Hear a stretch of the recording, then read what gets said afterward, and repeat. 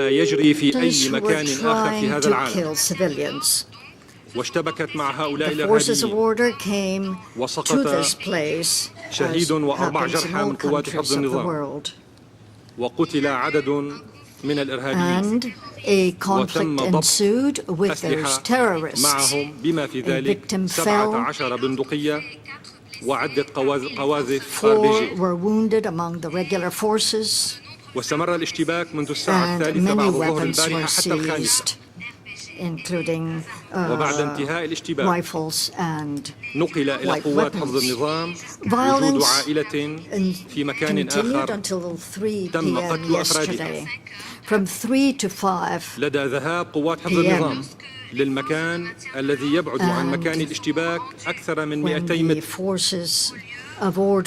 وجدت هذه القوات سيدتين و3 أطفال مقتولين.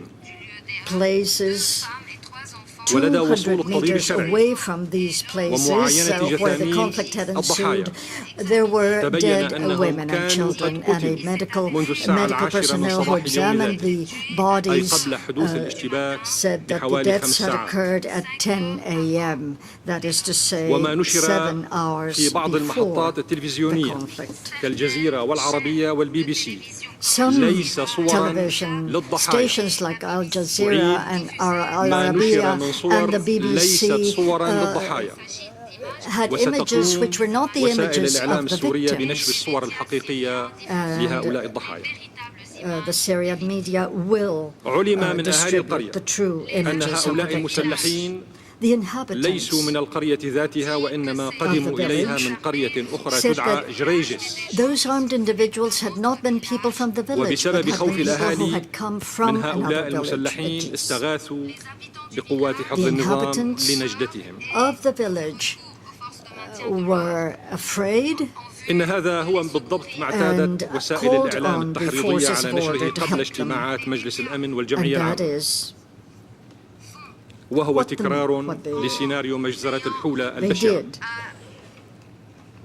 التي استثمرتها العصابات المسلحة إعلاميا قبل زيارة السيد كوفي عنان إلى سوريا. السيد الرئيس، إنما يجري في بعض الأماكن في بلادنا هو بالفعل مجزرة بشعة is truly an atrocious massacre. It is unjustifiable. لكن بعض ما قيل اليوم في هذا الاجتماع But certain things that have been said at this meeting here today, unfortunately, are part and parcel of that massacre, because the analysis is إلى غرف عمليات سياسية وإعلامية لا علاقة لها بما يجري على الأرض بشكل صحيح.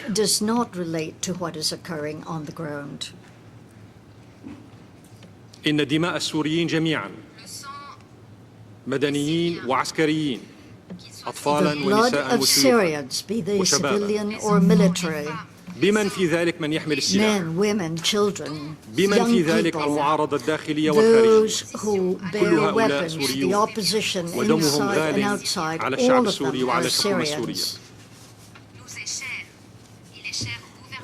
ولذلك نحن حريصون على إيجاد آليات تعاون سليمة لمساعدتنا على وقف سفك دماء السوريين، كل السوريين بدون استثناء، وسأتطرق إلى كيفية فعل ذلك في بياني. أولاً، لم تدخر الحكومة السورية جهداً في تنفيذ الجزء المتعلق بها من خطة السيد كوفي عنان، وقدمت كل التسهيلات والتعاون اللازم له ولبعثة الأمم المتحدة للمراقبة، الأمر الذي أكده مرارا السيد عنان والبعثة نفسه. وقد استمر ذلك التعاون والانفتاح بالتوقيع مع بعثة الأمم المتحدة للمراقبة على التفاهم الأولي. have been followed by the fact that the mission signed a document today. Again, today I declare that Syria is prepared to offer everything that it can so that Mr. Annan's mission succeeds. The doors of Syria are open to all of those who try to establish a national and global dialogue and true reform. إلى جانب كل من يحرص بصدق على إنجاح هذا الحوار وعلى أمن سوريا واستقرارها وسلامة ووحدة أراضيها. The success ليس of the للحكومة السورية and أي stands مشكلة مع together with all المعارضة those who الوطنية want الداخلية المطالبة stability and the بالإصلاح territorial والرافضة integrity للتدخل of الخارجي. Syria. The government of Syria has no difficulty وإنما with the المشكلة national أيها السادة opposition internally, which is في مع من يتاجر claiming بوطنية reform هذه المعارضة and which وبالدم السوري refuses foreign ومع interference. من يسيء The للدور problem الوطني الهام arises with للمعارضة those الوطنية في بناء مستقبل take سوريا. on the إن الحكومة nationality. السورية The problem تمد يد rests with المصالحة those الوطنية who لكل القوى السياسية attack the role of the التي national لم تتلطخ opposition أيديها in building بالدماء the future of Syria. والتي The ترفض government of أي Syria تدخل خارجي للوصول extends the بسوريا hand of إلى بر political الأمان reconciliation to all الذي political ننشده forces whose جميعا. hands are not tainted by blood in order to في reach مقابل هذا a الالتزام conclusion, الرسمي the السوري لا conclusion we نسمع من all wish الأطراف for. الأخرى سوى Faced الحديث with that العلني عن official التشكيك في commitment on the جدوى part of خطة السيد عنان Syria, the other parties حتى قبل بدئها، doubt ثم إعلان فشلها مباشرة بعد أن بدأ تنفيذها فعلا، إلى درجة أن أحدهم أعطى للخطة نسبة نجاح لا تتعدى 3%، في حين اعتبر آخرون أن المراقبين الدوليين هم شهود زور، داعين إلى التدخل العسكري وإلى تحريض السوريين على حمل السلاح ضد بعضهم البعض ورفض الحوار الوطني ودعم إرهاب الجماعات المسلحة في البلاد. وسأشير هنا على سبيل المثال فقط إلى حادثة باخرة الأسلحة لطف الله 2 التي شحنت أسلحة من ليبيا معدة للجماعات المسلحة في سوريا عبر لبنان، وإلى الإعلان منذ 3 أيام من اسطنبول عن تشكيل تجمع سلفي جديد يسمى جبهة ثوار سوريا، بهدف ما أسماه القائمون على هذا التشكيل واقتبس توحيد جميع الفصائل السورية المسلحة. انتهى الاقتباس. معتبرين أن أقتبس المعركة من أجل تحرير سوريا عبر السلاح قد انطلقت. انتهى الاقتباس. ومن البديهي لنا جميعا أن هكذا شعار إنما يستفز جوهر خطة كوفي عنان. بعد قول ذلك وفي ظل خطة النقاط ال6 وقراري مجلس الأمن رقم 2042 و2043 المتعلقين بسوريا والتفاهم الأولي الذي تم التوقيع عليه بين الحكومة السورية والأمم المتحدة في دمشق، وهي كلها وثائق تفرض التزامات بغاية الوضوح على الأطراف الأخرى السورية والعربية والدولية، والتي يحاول البعض جاهدا تغييبها. في ظل ذلك نتمنى أن نحصل على توضيح حول تأثير ما ذكرته آنفا بشأن سلوك الأطراف الأخرى السلبي على نجاح خطة النقاط ال6، لا سيما موضوع إعلان البعض منها أنه غير معني بهذه الخطة وأنه لا حل إلا بالسلاح وبالتدخل العسكري الخارجي. by the plan and who say that the only solution will come through weapons and foreign military interference. وتروج له بأن العنف الممارس من قبل الجماعات المسلحة في سوريا هو ردة فعل أو أنه دفاع عن النفس في محاولة منهم لتبرير الأعمال الإرهابية التي تقوم بها هذه الجماعات ولتبرير استمرارهم في تقديم الأسلحة لتلك الجماعات. والسؤال الذي يطرح نفسه بقوة هنا: هل الهجمات الانتحارية الإرهابية التي استهدفت عدة مدن سورية والويلات التي خلفتها وراح ضحيتها عدد كبير من المواطنين السوريين الأبرياء واستهداف المباني الحكومية المدنية يعتبر دفاعا عن النفس؟ وهل اغتيال الكوادر العلمية والطبية والطيارين وارتكاب المذابح الجماعية المقرفة والبشعة والمدانة وتفجير مصافي وخطوط نقل النفط والغاز وتفجير قطارات نقل الوقود، هل كل هذا رد فعل مشروع وديمقراطي وسلمي؟ وهل الهجمات على المستشفيات والطواقم الطبية والصحفيين والمدارس هو أحد أشكال ممارسة الديمقراطية؟ والسؤال الأهم: هل كل ذلك يعتبر أحد أشكال المعارضة السلمية التي تدعمها الدول الغربية وتسمح بتطبيقها على نفسها؟ وهل تقبل أي دولة من الدول الأعضاء بأن يكون لديها معارضة مسلحة كتلك التي تتبناها وترعاها في سوريا؟ أو أن يتم إرسال عناصر من القاعدة للقتال ضد سلطة حكوماتها؟ وبالمناسبة فإن كل هذه الأعمال قد تم تبنيها رسميا من قبل الجماعات المسلحة التي تتفاخر بذلك علنا ومن على منابر توفرها لها بعض عواصم وحكومات الدول العربية والإقليمية التي تدعي زورا أنها تدعم خطة كوفي عنان. إن من يكابر في إنكار تهريب السلاح إلى الداخل السوري وينفي التهم الثابتة الموجهة له بالتحريض على الإرهاب وعلى سفك دماء السوريين، كل السوريين على يد تنظيمات إرهابية من القاعدة والسلفيين والوهابيين، هو شريك في الإرهاب ينبغي مساءلته أخلاقيا وقانونيا، وإن مكافحة الإرهاب ونبذه لا يكون فقط من خلال تمويل إنشاء مركز لمكافحة الإرهاب تابع للأمم المتحدة، بل من خلال وقف التحريض على الإرهاب وتمويل أنشطته.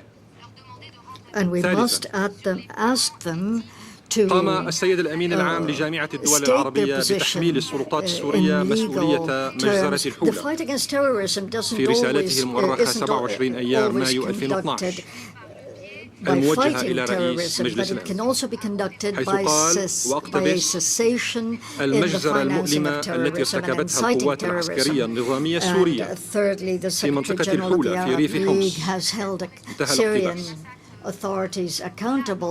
ثم عاد السيد الأمين العام للتو إلى اتهام السلطات السورية بارتكاب المجزرة القميئة والبشعة والمدانة وغير المبررة التي ارتكبت أمس في قرية نيبر في حماة.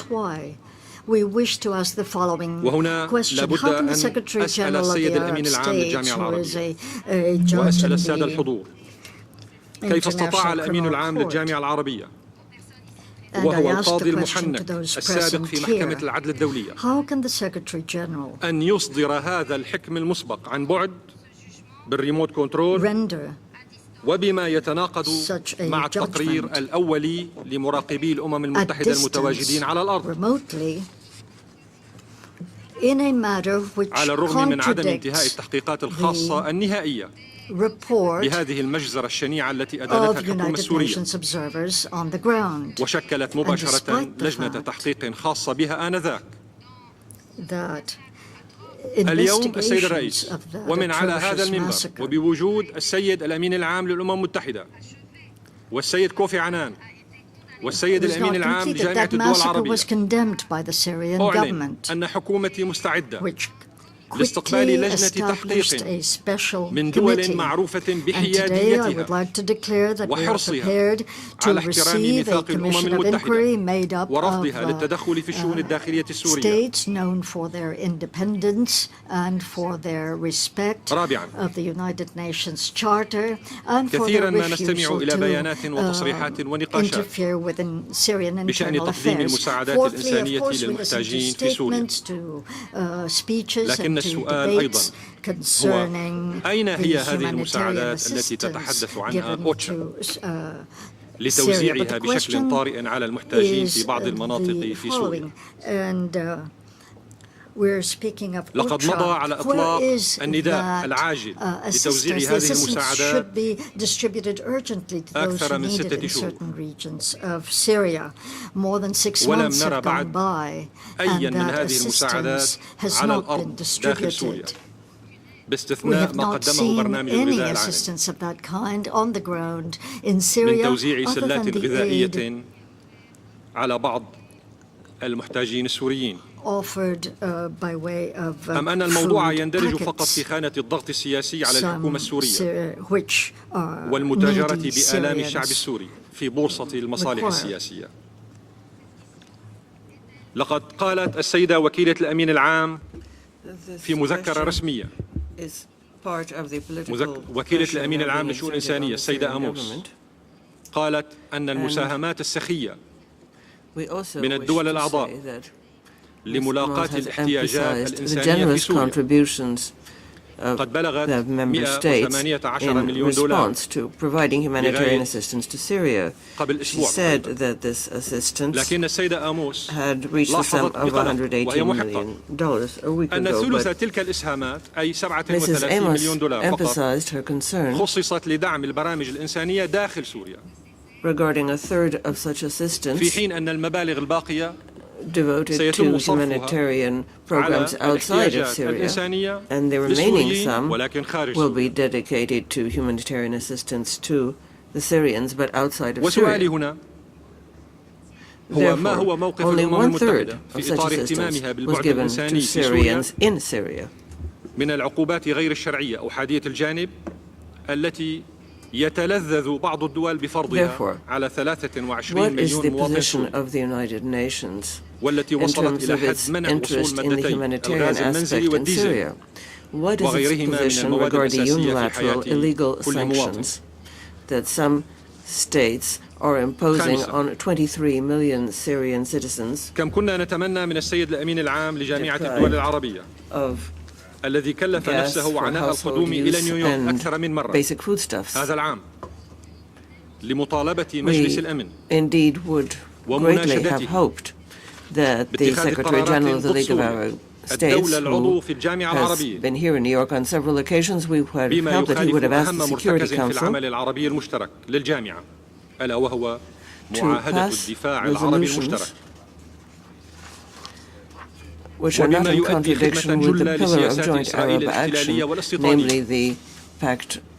وكم كنا نتمنى بأن يخصص إحدى زياراته للأمم المتحدة لمطالبة مجلس الأمن والجمعية العامة بتنفيذ القرارات المتعلقة بإنهاء معاناة المواطنين السوريين الرازحين تحت الاحتلال الإسرائيلي في جولان،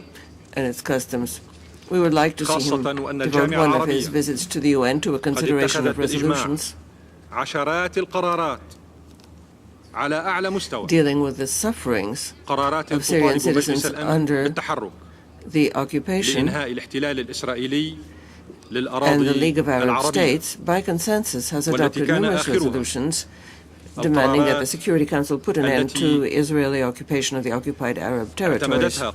The last resolution was that adopted by the Baghdad summit during March. فإنني أسترعي عناية السيد الأمين العام لجامعة I الدول would like to العربية draw the attention of the Secretary General of the League of إلى Arab أن هذه States الجلسة to the fact تتزامن مع الذكرى الخامسة والأربعين لبدء الاحتلال الإسرائيلي لأراضٍ عربية في فلسطين coincides with the 45th anniversary of the beginning of the Syrian occupation of the occupied Arab territories in Syria, Lebanon, لقد قدمت جهات دولية عديدة من غير الحكومة السورية العديد من التقارير ذات المصداقية عن الانتهاكات الجسيمة لحقوق الإنسان التي ترتكبها الجماعات المسلحة في سوريا. Areas here have shown there have been serious violations of human rights committed by armed groups in واحتجاز Syria. لرهائن أبرياء من بينهم الحجاج اللبنانيون الذين لا يعرف مصيرهم حتى الآن. For example, Lebanese, and their fate is unknown. الأمن والجيش وأشخاص Torture مدنيين activities, تنظر إليهم تلك العصابات المسلحة على أنهم مؤيدين للحكومة. acts directed against وكذلك قيام civilians, الجماعات المسلحة في against سوريا military. بتجنيد الأطفال في القتال ضد And الحكومة these parties واستخدام see these المدنيين as كدروع بشرية. government loyalists. Syrians لقد are being نقل used لي as أحد human shields. المراقبين أو أحد العاملين Some في بعثة observers المراقبين الدوليين في سوريا Or أنه rather, وخلال an employee of the زيارة observer mission in Syria حمص said to me فوجئ that هذا during the المراقب visit, ومعه زملائه his visit to Homs, بأن المسلحين في معظمهم he and his عبارة عن colleagues أطفال were ومراهقين surprised to find that for the most يحملون part these السلاح armies are made up وهم of في children معظمهم دون 18 من and عمرهم. adolescents who are bearing arms. These children and young هذا people إضافة إلى are العديد من sometimes even التحقيقات under the الميدانية age of التي 8, نشرتها كبرى وسائل let الإعلام alone the العالمية numerous والتي investigations in أكدت the قيام field الجماعات المسلحة في سوريا conducted by بعملية the international إجرامية media غير مسبوقة تنتهك كل المعايير الدولية لحقوق الإنسان. demonstrating that armed شكرا groups السيد الرئيس. are acting in violation of all of international humanitarian law. Thank you. I now give the floor to the distinguished representative of Egypt